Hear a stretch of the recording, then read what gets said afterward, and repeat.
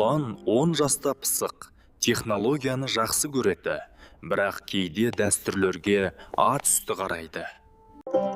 Інжу 8 жаста. Ұқыпты, білімге құштар, әжесінің әңгімелерін тыңдағанды ұнатады. Ұлан планшетке телміріп, ойын ойнап отыр.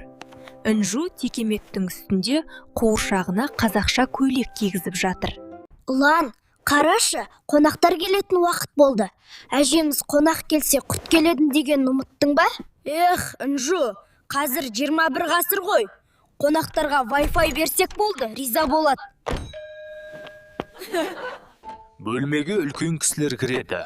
Ұлан орнынан тұрмай, тек басын изеп, сәлем дей салады. Ұлан, үлкен кісілер келгенде орныңнан тұрып, ассалаумағалейкум деп қос қолдап сәлемдесу керек. Бұл сыйластықтың белгісі.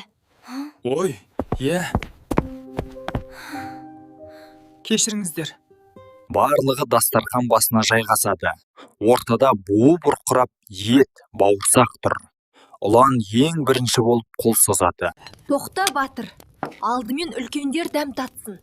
Одан кейін асқа бата беріледі. Сосын ғана біз бастаймыз. Мен жай ғана бауырсақтың иісіне шыдай алмай кеттім.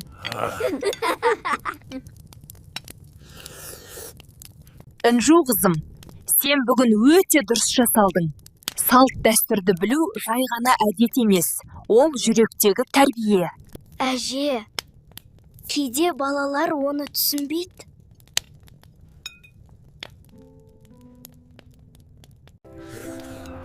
Түсінет, қарағым.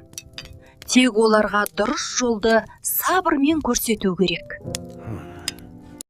Есіңде болсын, үлкенді сыйлаған өзі де сыйлы болады. Қонақты құрметтеген ырысын арттырады. Ал өз дәстүрін білген бала ешқашан адаспайды. Інжу басын изеп күлімсірейді. Ұлан ол бәрін естіп, ойланып отыр. Бәрекелді. Салтты білгенің жақсы. Ас адамның арқауы, бірақ әдеп астың дәмі. Қонақтар шай ішіп отырғанда, Ұлан төрде тұрған ескі домбыраны қолына алады. Осы домбыра жай ғана ағаш қой. Неге бәрі оны қасиетті дейді? Бұл жай ағаш емес, Ұлан. Бұл біздің халқымыздың үні. Оның ішінде батырлардың жыры, даланың желі, ананың әлдиі бар. Оны сыйламау өз тарихыңды ұмытумен тең.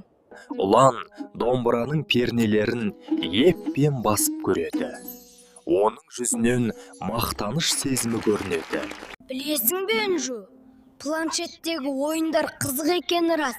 Бірақ атаның батасын алғанда өзімді нағыз батыр сезіндім. Себебі біздің тамырымыз осы құндылықтарда жатыр. Біз өткен мен болашақтың алтын көпіріміз. Екеуі терезеден далаға қарайды. Даладың кең пейілі мен заманауи қала көрінісі астасып кетеді. Келесі күн. Аула. Күн ашық. Балалар ойнап жүріп, ауыр сөмке көтеріп келе жатқан атайды көреді. Ұлан, ана атаға қараш, ауыр сөмке көтеріп келеді екен. Жүр, көмектесейік. Ой, айналайындар, көп рахмет. Ештеңе емес, ата. Кішкентай ғана көмек болса да, үлкен кісілер қуанып қалады екен. Жақсы іс жасау қиын емес екен. Балалар асықтарын шығарып, асық ойнауға кіріседі. Мен асық ойнай алмаймын. Ештеңе етпейді, үйретемін. Алдымен сақаны иіру керек. Мен ұрдым. Вау, керемет соққы болды. Жарайсың. Асық ойыны ата-бабамыздан қалған ұлттық мұра. Ол балаларды ептілікке, мергендікке, шыдамдылыққа үйретеді. Әже, біз бүгін тек ойнап қана қойған жоқпыз. Біз бір-бірімізге көмектесуді де үйрендік. Жақсылық жасауда, асық ойнауда өте қызық екен. Дұрыс айтасыңдар. Жақсы іс кішкентайдан басталады.